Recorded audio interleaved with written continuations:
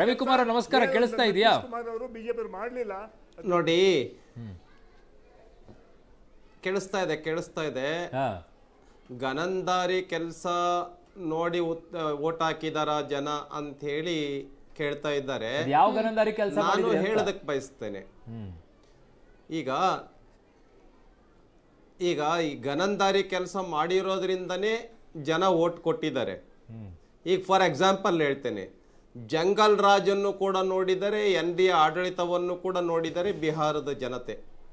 ಲಾಲು ಪ್ರಸಾದ್ ಯಾದವ್ ಅವರ ಆಡಳಿತ ಹೆಂಗಿತ್ತು, ನಿತೀಶ್ ಕುಮಾರ್ ಅವರ ಆಡಳಿತ ಹೆಂಗಿತ್ತು, ಜನ ಕಂಪೇರ್ ಮಾಡಿನೇ ಓಟ್ ಹಾಕ್ತಾರಲ್ಲ. ಬಟ್ ನೀವು ಮೋಸದಿಂದ ಜನ ಇವತ್ತು ಅಳದು ತೋಗಿ ನಿರ್ಧಾರ ಮಾಡ್ತಾ ಇದ್ದಾರೆ. ಈಗ ರವಿ ಅವರೇ, ಮೋಸ ಎಲ್ಲಿಂದ ಬಂತು? ಇದ್ರೊಳಗಡೆ ಮೋಸ ಈಗ ಕರ್ನಾಟಕ ರಾಜ್ಯದಲ್ಲಿ ಕಾಂಗ್ರೆಸ್ ಗೆಲ್ತಲ್ಲ 136 ಸೀಟು, 136 ಸೀಟ್ ಗೆಲ್ತಲ್ಲ ಕಾಂಗ್ರೆಸ್. 36 ಗೆದ್ದು ಹೌದು. ತೆಲಂಗಾಣದಲ್ಲಿ ಕಾಂಗ್ರೆಸ್ ಗೆಲ್ತಲ್ಲ, ಮೋಸದಿಂದ ಗೆದ್ರ. ಹಿಮಾಚಲದಲ್ಲಿ ಗೆದ್ರ. ನೀವು ನಿಮ್ಮ ಕರ್ಮಕಾಂಡ ಮಾಡಿದಕ್ಕೆ ಜನ ವೆಸ್ಟ್ ಬೆಂಗಾಲ್ನಲ್ಲಿ ಮಮತಾ ಬ್ಯಾನರ್ಜಿ ಗೆದ್ದಿದಾರಲ್ಲ, ಏನ್ ಮೋಸದಿಂದ ಗೆದ್ರ? ಹಾಗಾಗಿ ನೋಡಿ, ನಾವು ಮಾಡಿರೋ ತಪ್ಪಿಗೆ EVM ಮಷಿನ್ ಮೇಲೆ ತಪ್ಪನ್ನ ಹೊರಿಸಬಾರ್ದು. ನಾವು ಮಾಡಿರೋ ತಪ್ಪಿಗೆ ಸುಪ್ರೀಂ ಕೋರ್ಟ್ ತಪ್ಪು ಜಡ್ಜ್ಮೆಂಟ್ ಅನ್ನ ಕೊಡ್ತು ಅಂತ ಹೇಳ್ಬಾರ್ದು. ನಾವು ಮಾಡಿರೋ ತಪ್ಪಿಗೆ EVM ಮಷಿನ್ ಮತ್ತು ಎಲೆಕ್ಷನ್ ಕಮಿಷನ್ ತಲೆಗೆ ಕಟ್ಟಬಾರ್ದು. ರಿಯಾಲಿಟಿ ಏನಿದೆ ಬಗ್ಗೆ ಮಾತಾಡಿಲ್ಲ ನಾವು. ರಿಯಾಲಿಟಿ ಏನಿದೆ ವಿಷಯಗಳನ್ನು ಮುಂದೆ ರವಿಕುಮಾರ್ ಸರ್, ಇತ್ತೀಚೆಗೆ ಕಾಂಗ್ರೆಸ್ EVM ಬಗ್ಗೆ ಮಾತಾಡೋದು ನಿಲ್ಸಿದ್ದಾರೆ. EVM ಬಗ್ಗೆ ಮಾತಾಡ್ತಿಲ್ಲ ಅವ್ರು ಯಾರು ಕೂಡ. EVM ತಪ್ಪು ಅಂತ ಯಾರು ಹೇಳ್ತಾ ಇಲ್ಲ. ಈಗ ಓನ್ಲಿ ಡೈರೆಕ್ಟ್ ಆಗಿ ಚುನಾವಣಾ ಆಯೋಗನೇ ತಪ್ಪು, ಚುನಾವಣಾ ಆಯೋಗ ಹೋಗಿ ಅದು ಬಿಜೆಪಿ ಆಯೋಗ ಆಗಿದೆ ಅಂತ ಅವ್ರು ಹೇಳ್ತಾ ಇರೋದು. ತಪ್ಪು ವೋಟ್ ಚೋರಿ ಮೂಲಕ ಆಗಿದೆ ಅಂತ ಹೇಳಂತ ಮಾತು ನಾನು ಹೇಳ್ತಾ ಇದ್ದೀನಿ. ಸಲೀಂ ಅವರು, ಈಗ ನಾನು ಹೇಳ್ತೀನಿ ನಿಮ್ಗೆ, ಈ ಎಲ್ಲ ಸರ್ವೆಗಳು, ಎಲ್ಲ ಎಕ್ಸಿಟ್ ಪೋಲ್ಗಳು ಇಡೀ ದೇಶಾದ್ಯಂತ 150 ಸೀಟ್ ಗೆಲ್ಬಹುದು ಅಂತ ಹೇಳ್ತಾ ಇದ್ರು. ಇದ್ದಕ್ಕಿದ್ದಂಗೆ 200 ದಾಟ್ಬಿಟ್ರೆ ಯಾರಿಗೂ ಡೌಟ್ ಬರಲ್ವಾ? ಯಾಕಂದ್ರೆ ಎಲೆಕ್ಷನ್ ನಾವು ಹೋಗಿದೀವಿ, ನಾವು ನೋಡಿದೀವಿ, ನೀವು ಹೋಗಿರ್ಬೋದು. ಎಲ್ಲೂ ಕೂಡ ವಾತಾವರಣ ಇರ್ಲಿಲ್ಲ. ಎಲ್ಲಾ ಕಡೆ ನೆಕ್ ಟು ನೆಕ್ ಅಂತ ಹೇಳ್ತಾ ಇದ್ರು.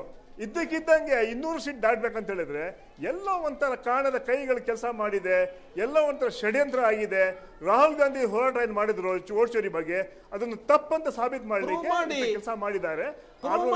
ಹೆದರೋರಲ್ಲ, ನಮ್ಮ ಹೋರಾಟ ಇಡೀ ದೇಶದಲ್ಲಿ ಮತ್ತೆ ಮಾಡ್ತೀವಿ. ನಾವು ಪ್ರೂವ್ ಮಾಡಿ, ನಾವು ಹೋರಾಟ ಮಾಡಿ ಅದಕ್ಕೆ ಬೀದಿಗೆ ಬಂದಿದ್ದೀರಲ್ಲ ಸರ್. ಬೀದಿಯಲ್ಲ ಇದು ಹೋರಾಟ ಆಗೋದು ಅಂತ ನಿಮಗೂ ಗೊತ್ತು, ನಮಗೂ ಗೊತ್ತು. ಆದ್ರೂ ಕೂಡ ಕಾನೂನಾತ್ಮಕವಾಗಿ ಹೋರಾಟವನ್ನ ಮಾಡದೆ ನಾವು ಬೀದಿಯಲ್ಲೇ ಹೋರಾಟ ಮಾಡ್ತೀವಿ ಅಂದ್ರೆ ಹೆಂಗಾಗುತ್ತೆ ಸರ್ ಇದು?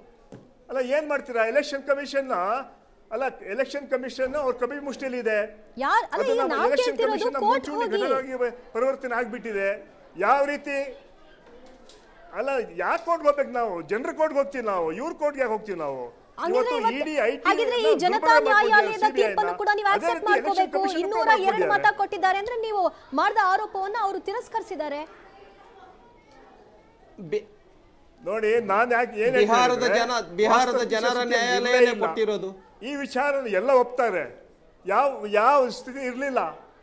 ಆದ್ರೆ ನಾನ್ ನೆಕ್ ಟು ನೆಕ್ ಅಂತ ಇತ್ತು. ಆಯ್ತು, ಅವ್ರು ಸರ್ಕಾರ ಮಾನ್ಯ ಸಲೀಂ ಅವರೇ, ನೀವು ಹೆಂಗ್ ಹೇಳ್ತಾ ಇದ್ದೀರಾ ಅಂತಂದ್ರೆ, ಹೆಂಗ್ ಹೇಳ್ತಾ ಇದ್ದೀರಾ ಅಂತ ಮಾನ್ಯ ಸಲೀಂ ಅವರೇ, ನಾವು ಆರೋಪವನ್ನ ಮಾಡೋದನ್ನ ಮಾಡ್ತೀವಿ, ಇದಕ್ಕೆ ಯಾವುದೇ ರೀತಿಯಾಗಿ ಅಂತ್ಯವನ್ನ ಆಡೋದಿಲ್ಲ, ನಾವೆಲ್ಲವನ್ನು ಕೂಡ ಜನತಾ ನ್ಯಾಯಾಲಯದ ಮುಂದೆ ಇಡ್ತೀವಿ, ಜನ ತೀರ್ಮಾನ ಮಾಡ್ತಾರೆ ಅಂತೀರಾ. ಬಿಹಾರದ ಜನ ತೀರ್ಮಾನವನ್ನ ಮಾಡಿಕೊಟ್ರೆ ಅದನ್ನ ನಾವು ಒಪ್ಕೊಳ್ಳೋದಿಲ್ಲ, ಇದು ಮೋಸ ಅಂತ ಹೇಳ್ತೀರಾ. ಕೋರ್ಟಿಗೆ ಹೋಗಿ ಕೇಳಿ, ಕೋರ್ಟ್ ಅಲ್ಲಿ ಹೇಳೋದಿಲ್ಲ, ಒಂದು ದೊಡ್ಡದಾಗಿ ವೇದಿಕೆಯನ್ನ ಇಟ್ಕೊಂಡು ವಿಡಿಯೋ ಕಾನ್ಫರೆನ್ಸ್ ಮಾಡ್ಕೊಂಡ್ಬಿಟ್ಟು ವಿಡಿಯೋದಲ್ಲಿ ಹೇಳೋದು, ಅಲ್ಲಿ ಓಟ್ ಆಯ್ತು, ಇಲ್ಲಿ ಓಟ್ ಜಾಸ್ತಿ ಆಯ್ತು, 20 ಓಟು ಹಂಗೆ ಅಂತ ಹೇಳ್ತೀರಾ. ಯಾವ ನೈತಿಕತೆ ಇದೆ ಅಂತ ನೀವು ಅದನ್ನ ಪ್ರೂವ್ ಮಾಡಕ್ ಆಗದೆ ಇದ್ರೆ, ನೀವ್ ಇಂಥವ್ರು ಈ ತರ ಮೋಸ ಮಾಡಿದ್ರ ಅಂತ ಹೇಳಕ್ ಆಗದೆ ಇದ್ರೆ, ನಾವು ಬರೀ ಜನತಾ ನ್ಯಾಯಾಲಯದ ಮುಂದೆ ಹೋಗ್ತೀವಿ. ಜನತಾ ನ್ಯಾಯಾಲಯ ಮುಂದೆ ಜನತೆ ಕೊಟ್ಟಿರುವಂತ ತೀರ್ಪನ್ನು ಒಪ್ಕೊಳ್ಳೋದನ್ನ ಕಲಿಬೇಕು. ಎಲೆಕ್ಷನ್ ಕಮಿಷನ್ ನಾವು ಕೆಳಗೆ ಪ್ರಶ್ನೆ ಕೇಳಿದ್ವಿ, ಅದಕ್ಕೆ ಯಾವುದೇ ಉತ್ತರ ಇಲ್ಲಿವರೆಗೂ ಕೊಟ್ಟಿಲ್ಲ. ಸುಪ್ರೀಂ ಕೋರ್ಟ್ ಕೇಳಕ್ಕಾಗಲ್ವಾ? ಸುಪ್ರೀಂ ಕೋರ್ಟ್ ಕೇಳಕ್ಕಾಗಲ್ವಾ? ಬೇಜವಾಬ್ದಾರಿ ಹೇಳಿಕೆ ಕೊಡ್ತಾರೆ. ಸುಪ್ರೀಂ ಕೋರ್ಟ್ ಅಲ್ಲಿ ಕೇಳಕ್ಕಾಗಲ್ವಾ ಸರ್? ಡಿಸ್ಕನೆಕ್ಟ್ ಆಗೋಯ್ತು. ಸುಪ್ರೀಂ ಕೋರ್ಟ್ ಅಲ್ಲಿ ಕೇಳಕ್ಕಾಗಲ್ವಾ? ಡಿಸ್ಕನೆಕ್ಟ್ ಆಯ್ತು. ಓಕೆ, ಸಂಪರ್ಕ ಏನೋ ಕಡಿತಗೊಂಡಿದೆ ಅಂತೆ. ಕೇಳಿಸ್ತಾ ಇದೆಯಾ ಸರ್? ಇಲ್ಲ, ಕೇಳಿಸ್ತಾ ಇದೆ, ಹೇಳಿ. ಡಿಸ್ಕನೆಕ್ಟ್ ಆಗಿಲ್ಲ, ಕನೆಕ್ಟ್ ಆಗಿದ್ದೀರಾ, ಹೇಳಿ. ಕೇಳಿಸ್ತಾ ಇದೆಯಾ ಸಲೀಂ ಸರ್. ಸಲೀಂ ಸರ್ ಕೋರ್ಟಿಗೆ ಹೋಗ್ಬೇಕಲ್ವಾ? ಕೋರ್ಟಿಗೆ ಯಾಕೆ ಹೋಗಿಲ್ಲ ಸಲೀಂ ಸರ್? ಒಂದು ಬೇಗ ಮುಗಿಸಿ. ಕೋರ್ಟಿಗೆ ಯಾಕೆ ಹೋಗಿಲ್ಲ? ಅಲ್ಲ ಒಂದ್ ನಿಮಿಷ, ನಾನ್ ಮಾತಾಡೋಣ ಕೇಳಿ, ಒಂದೇ ನಿಮಿಷ. ನಾವು ಎಲೆಕ್ಷನ್ ಕಮಿಷನ್ ಮೇಲೆ ಆರೋಪ ಮಾಡಿದ್ವಿ, ಕೆಲ ಪ್ರಶ್ನೆಗಳು ಕೇಳಿದ್ವಿ, ನಮ್ಗೆ ದಾಖಲೆ ಕೇಳ್ತಾರೆ.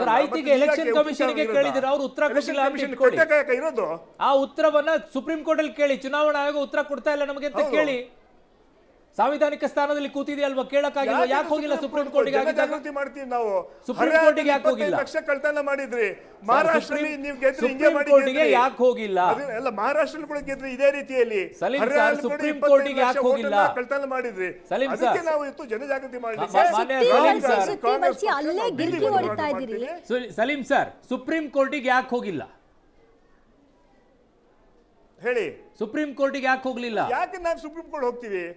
ಬೇಕಾಗಿಲ್ಲ, ಅದು ಸುಮ್ಮನೆ ಇದು ಜನರಲ್ ಹಂಗೆ ಸುಮ್ಮನೆ ಓಡಾಡಿಸ್ತಾ ಇರಬೇಕು. ಸುಪ್ರೀಂ ಕೋರ್ಟ್ ಏನು ಮಾಡಕ್ ಆಗೋದಿಲ್ಲ. ಯಾಕಾಗಲ್ಲ? ನಿಮ್ಮ ಹತ್ರ ಅಷ್ಟೊಂದೆಲ್ಲ ದಾಖಲೆ ಇದ್ದಾಗ ಪ್ರೂವ್ ಮಾಡಬೇಕು. ಅದನ್ನ ಪ್ರೂವ್ ಮಾಡೋದಕ್ಕಿರುವಂತಹ ವೇದಿಕೆ ಏಕೈಕ ವೇದಿಕೆ ಕೋರ್ಟ್. ಅಲ್ಲೇ ಹೋಗಲ್ಲ. ಕರ್ನಾಟಕದಲ್ಲಿ ತಮ್ಮ ಗೆಲುವು ಹೇಗಾಯ್ತು ಅಂದ್ರೆ ಬಿಜೆಪಿಗರ ದುರಾಡಳಿತ ಕಂಡು ನಮ್ಗೆ ವೋಟ್ ಹಾಕುದು ಅಂತ ಹೇಳ್ತೀವಿ. ಅಲ್ಲಿ ನಿಮ್ಗೆ ಚುನಾವಣಾ ಆಯೋಗ ಆಗ್ಲಿ ಅಥವಾ ವೋಟ್ ಚೋರಿ ಆಗ್ಲಿ ಸಮಸ್ಯೆನೇ ಅಲ್ಲ. ಕೇವಲ ಬಿಹಾರ ಅಥವಾ ಇನ್ನೆಲ್ಲೋ ಚುನಾವಣೆಗಳಲ್ಲಿ ಸೋತಾಗ ಮಾತ್ರ ವೋಟ್ ಚೋರಿ, ಅಲ್ಲಿ ಚುನಾವಣಾ ಆಯೋಗದ ಸಮಸ್ಯೆ. ಒಂದ್ ನಿಮಿಷ. ಹರಿಯಾಣದಲ್ಲಿ ಒಂದು ಮಾಡ್ಲು ನಾಶಕ ಆಗ್ಬೇಕಲ್ಲ ಎಲೆಕ್ಷನ್ ಕಮಿಷನ್ಗೆ. 22 ವೋಟು ಒಬ್ಬ ಮಾಡ್ಲು ಬೇರೆ ದೇಶದವಳು. ರವಿಕುಮಾರ್ ಅವರು ಅದಕ್ಕೆ ರಿಯಾಕ್ಟ್ ಮಾಡ್ತಿದ್ದಾರೆ. ನಾಶಕ ಆಗ್ಬೇಕು, ಅವ್ರಿಗೆ ರಾಜೀನಾಮೆ ಕೊಟ್ಟು ಎಲೆಕ್ಷನ್ ಕಮಿಷನ್ ಹೋಗ್ಬೇಕು. ರವಿಕುಮಾರ್ ಸರ್ ಹೇಳಿ ಸರ್.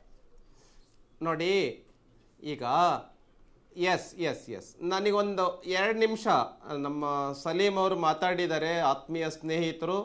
ಅವ್ರ ಪ್ರಶ್ನೆಗಳಿಗೆ ನಾನು ಉತ್ತರವನ್ನು ಕೊಡ್ತೇನೆ. ಈಗ ಬಿಹಾರದಲ್ಲಿ ಜನ 2 ಪಕ್ಷದ ಆಡಳಿತವನ್ನು ನೋಡಿದ್ದಾರೆ. ಒಂದು ಲಾಲು ಪ್ರಸಾದ್ ಯಾದವ್ ನೇತೃತ್ವದ ಮಹಾಗಠಬಂಧನ್, ಅದನ್ನು ಕೂಡ ನೋಡಿದ್ದಾರೆ. ಕೇಳಿಸ್ತಾ ಇದೆಯಲ್ಲ? ಹಾ ಸರ್, ಪ್ಲೀಸ್ ಗೋ ಅಹೆಡ್. ಅದೇ ಥರ ನಮ್ಮ ಎನ್ ಡಿ ಎ ಸರ್ಕಾರವನ್ನು ಕೂಡ ನೋಡಿದ್ದಾರೆ.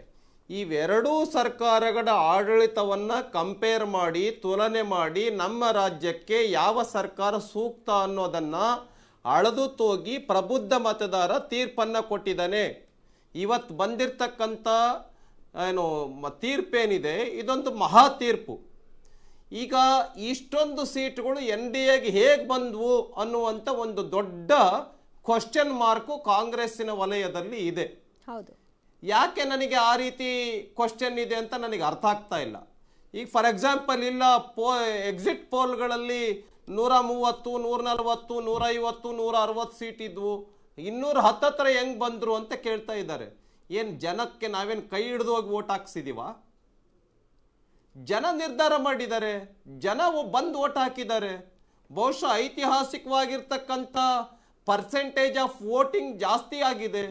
ಈ ಫಾರ್ ಎಕ್ಸಾಂಪಲ್ ನೋಡಿ, ಪೋಲ್ ಡೈರಿ ಅಂತಕ್ಕಂಥ ಒಂದು ಎಕ್ಸಿಟ್ ಪೋಲ್ 184ರಿಂದ 209 ಸೀಟುಗಳನ್ನು ಹೇಳಿದ್ದಾರೆ.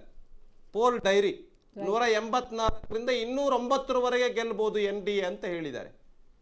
ಹಾಗಾಗಿ ಇದನ್ನ ನಾವು ಒಪ್ಕೊಂಡ್ಬಿಡ್ತೀವ? ಇಲ್ಲ, ಇದೊಂದು ಟ್ರೆಂಡ್ ಅನ್ನ ಹೇಳ್ಬೋದು. ಎಕ್ಸಿಟ್ ಪೋಲ್ಗಳು ಟ್ರೆಂಡ್ ಅನ್ನ ಹೇಳ್ಬೋದು. ಇವತ್ತು ತೀರ್ಪು ಬಂದಿದೆ, ಇವತ್ತೇನ್ ತೀರ್ಪು ಮಾಡುತ್ತೆ ಅದಕ್ಕೆ ನಾವು ಬದ್ಧರಾಗಿರ್ಬೇಕು, ಕಾಂಗ್ರೆಸ್ನವರು ಬದ್ಧರಾಗಿರ್ಬೇಕು, ಬದ್ಧರಾಗಿರ್ಬೇಕು. ಒಂದ್ ನಿಮಿಷ ಕ್ವಿಕ್ ರಿಯಾಕ್ಷನ್ ಸರ್ ಪ್ಲೀಸ್.